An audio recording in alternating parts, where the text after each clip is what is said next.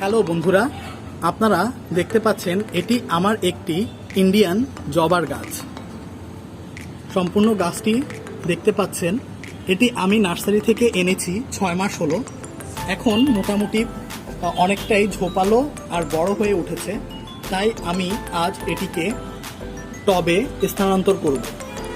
আপনাদের জন্য টবে গাছ লাগানোর সম্পূর্ণ প্রক্রিয়াটি আমি দেখিয়ে দিচ্ছি। ধন্যবাদ। এই যে আপনারা দেখতে পাচ্ছেন, এখানে একটি ছিদ্র আছে টবের ভিতরে। ছিদ্রটি আমরা একটি খোলাম কুচি দিয়ে বা ইটের টুকরো দিয়ে কিছুটা আটকে নিলাম। তারপর আমরা মাটি ভরাট করে দিব।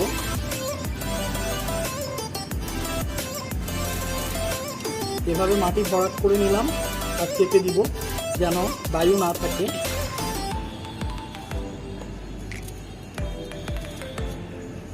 আপনারা আমার জবা গাছটি দেখতে পাচ্ছেন।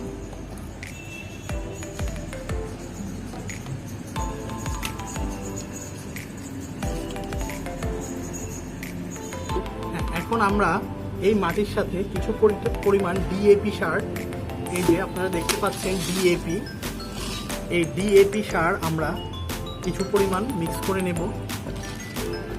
তারপর এর সাথে দেখতে পাচ্ছেন এই যে আমার হাতে রয়েছে পটাশ সার, আমরা কিছু পরিমাণ পটাশ মাটির সাথে মিক্স করে নিব।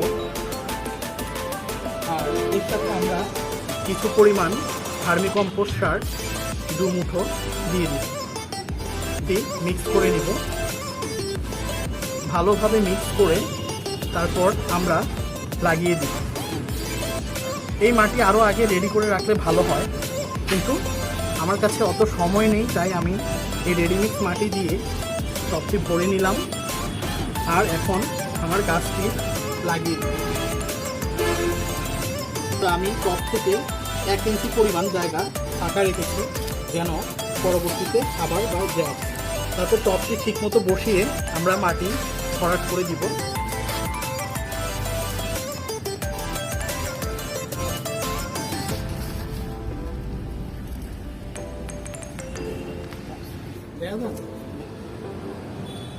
এই যে আমাদের সম্পূর্ণ গাছটি লাগানো শেষ।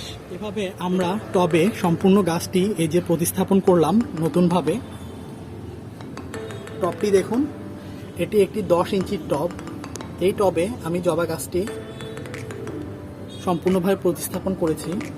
এখন আমরা টবটিতে ভরপুর পানি দিয়ে দিব। দেখুন বন্ধুরা, এই সেই গাছটি। সেদিন আলোর স্বল্পতার কারণে আপনাদেরকে লাস্টে ভিডিওটি দেখানো হয়নি, তাই আজ ফুল ফুটার পরে আপনাদেরকে সেই গাছটি সম্পূর্ণ ভিডিও দিলাম। এই যে দেখুন, আজ সুন্দর জবা ফুল ফুটেছে। কালারটা কত চমৎকার দেখতে পাচ্ছেন।